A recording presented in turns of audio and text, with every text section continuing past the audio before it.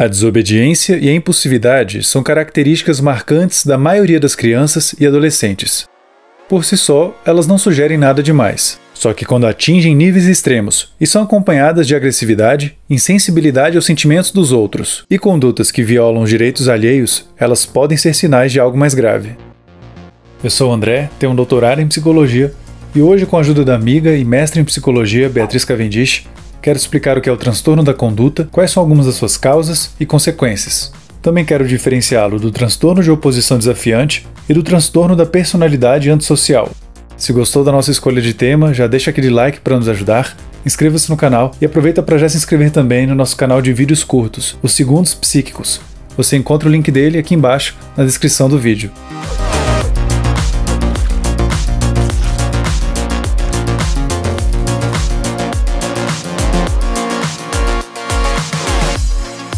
Contestar a autoridade de adultos, desobedecer regras da escola ou acabar machucando um colega durante uma brincadeira são exemplos de condutas comuns em crianças e adolescentes.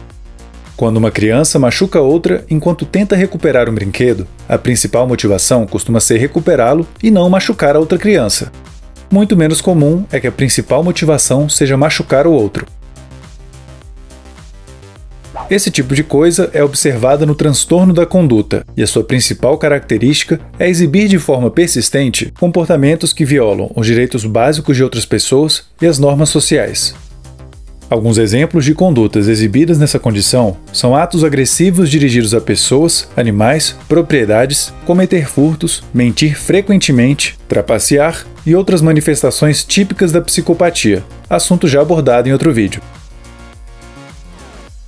O mais comum é que pessoas com esse transtorno exibam sinais disso desde a infância ou adolescência. Quando esses indícios são apresentados antes dos 10 anos de idade, é mais provável que o transtorno persista ao longo da vida. Esse início precoce pode sugerir alguma normalidade no desenvolvimento neurológico, enquanto que o início na adolescência tende a resultar mais de experiências que a pessoa viveu com o passar do tempo. Esse diagnóstico é mais comum em jovens do gênero masculino. Esses meninos apresentam com maior frequência comportamentos como se envolver em brigas ou vandalismo. Já meninas costumam exibir atos como difamar, mentir, faltar aulas ou fugir de casa. Embora nessa condição os comportamentos problemáticos gerem mais impacto nos outros do que em si mesmo a curto prazo, eles tendem a prejudicar mais a vida da própria pessoa a médio e longo prazo. Cada pessoa com esse transtorno pode ser classificada como um caso leve, moderado ou grave. O que determina isso é a magnitude dos prejuízos causados aos outros. Casos leves envolvem prejuízos menores aos outros ou inexistentes, como mentir ou faltar aulas. Já casos graves envolvem agressões físicas, por exemplo. Algumas das consequências mais frequentes desse transtorno são dificuldades de convivência na escola, em casa, ser expulso da escola, ser processado por atos que desrespeitem os direitos dos outros e desenvolver lesões físicas como consequência de brigas em que se envolveu. Quem vive essa condição também costuma apresentar mais comportamentos de risco desde cedo. Alguns exemplos são iniciar mais precocemente a vida sexual, o tabagismo, o consumo de álcool ou outras substâncias ilícitas. Além disso, essas pessoas tendem a se envolver em mais acidentes de maneira geral.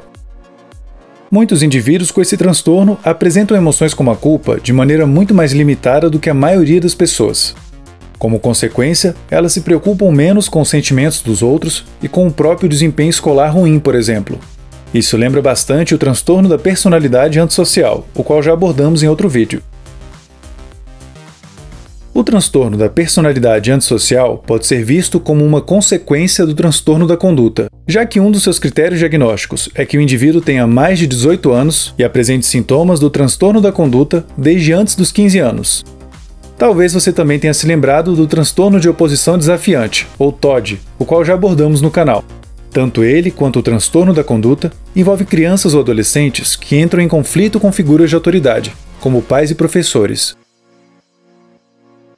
Apesar dessa semelhança, os comportamentos de pessoas com TOD estão mais ligados a ficar irritado com facilidade e contestar autoridades do que a coisas como cometer agressões, furtos ou mentir repetidamente, como no transtorno de conduta.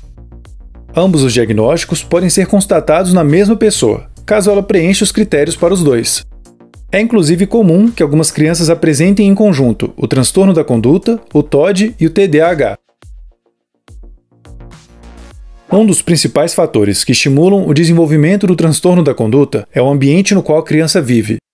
Ambientes nos quais a violência é comum e normalizada pode levar a criança a reproduzir espontaneamente esses comportamentos em casa ou na escola. O tipo de interação que existe entre a criança e outros membros da família também pode ter uma grande influência. Relacionamentos com os pais ou outros parentes que envolvam rejeição, negligência, humilhações constantes ou outros tipos de agressão estimulam o surgimento desse transtorno. Além disso, o histórico da família envolvendo condições como a esquizofrenia, a depressão, o TDAH, o transtorno por uso de substâncias e o próprio transtorno da conduta também é um fator de risco para que alguém na família desenvolva o transtorno da conduta. Por outro lado, algumas pesquisas já identificaram fatores de proteção, ou seja, coisas que diminuem o risco de desenvolver esse transtorno. Alguns estão relacionados ao próprio indivíduo, como ter uma autoestima positiva e ser melhor em controlar os próprios impulsos, e outros ao ambiente familiar, como ter cuidadores com um alto nível de bem-estar. O transtorno da conduta envolve falhas nas capacidades de inibir impulsos, perceber as consequências dos próprios atos e regular as emoções. Esses déficits podem se agravar na presença de práticas educativas pouco eficazes ou que sejam permissivas a atos de transgressão. De acordo com alguns estudos, pessoas com transtorno da conduta podem apresentar um volume reduzido da amígdala e da ínsula, as quais são estruturas do cérebro essenciais para conseguirmos regular as nossas emoções e atos. Para entender os papéis dessas estruturas cerebrais, imagine que você está fazendo uma trilha e de repente vê uma cobra passar na sua frente.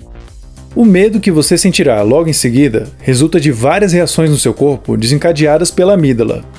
Essas reações irão te preparar para uma resposta imediata de luta ou fuga, visando preservar a sua integridade. Uma das principais funções da amígdala é dar início a todo esse mecanismo de proteção diante de situações de perigo. O comprometimento dela pode tornar um indivíduo mais indiferente a situações de risco e menos sensível às possíveis consequências prejudiciais dos seus atos, o que o torna mais impulsivo e agressivo. Já a ínsula está mais ligada à consciência das emoções dos outros e de si próprio. Alterações nela podem resultar em déficits na empatia, como os observados em crianças e adolescentes com transtorno da conduta.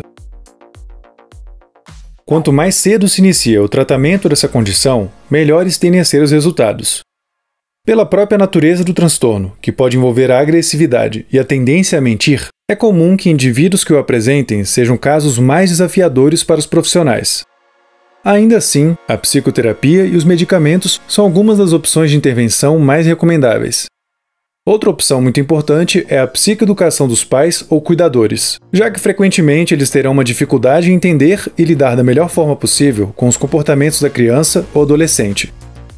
Aprendendo mais sobre como esse transtorno funciona, eles estarão em melhores condições de estabelecer limites para as condutas que estão causando problemas. Além disso, eles conseguirão oferecer um melhor apoio aos seus filhos e reduzir o estresse dos membros da família ao modificarem a forma como eles interpretam os atos da criança ou do adolescente. Considerando que o transtorno da conduta é um dos precursores do transtorno da personalidade antissocial, não surpreende que ele seja resistente aos tratamentos convencionais. Apesar disso, nem todo indivíduo com transtorno da conduta desenvolverá o da personalidade antissocial, podendo sim haver uma mudança na sua personalidade da adolescência para a fase adulta. Se entender melhor os transtornos mentais é algo que te interessa, confere meu livro que acabou de ser lançado, O Ser Humano, Manual do Usuário, as origens, os desejos e o sentido da existência humana. Você pode comprá-lo no link que está aqui embaixo, na descrição do vídeo. Um assunto que eu exploro no livro e que está muito ligado ao vídeo de hoje é a psicopatia. Você sabe o que ela é exatamente e como está ligada a certos transtornos mentais? Se esse tipo de coisa mexe com a sua curiosidade, não deixe de conferir o meu livro. Fica aqui mais uma vez o nosso agradecimento especial a todos os apoiadores do Minutos Psíquicos. Vocês são uma grande motivação para a gente continuar fazendo vídeos aqui no YouTube. E se você gosta do nosso trabalho, mas ainda não é um apoiador, clique em Seja Membro para saber quais são os benefícios exclusivos que a gente oferece em troca do seu apoio. Agora também é possível fazer uma doação direta para o canal através de um Pix, e o QR Code para fazer isso está aqui na tela. Hoje explicamos o que é o transtorno da conduta e quais são algumas das suas causas. Falamos sobre como ele pode impactar a vida de uma criança ou adolescente, qual é a relação dele com outros transtornos e quais são algumas das opções de tratamento. O que você achou do vídeo de hoje? Se gostou, clique no joinha para nos ajudar, inscreva-se no canal e clique no sininho para acompanhar os próximos vídeos. 2 vídeos que complementam bem o de hoje são os que a gente fez sobre o transtorno de oposição desafiante e o sobre psicopatia.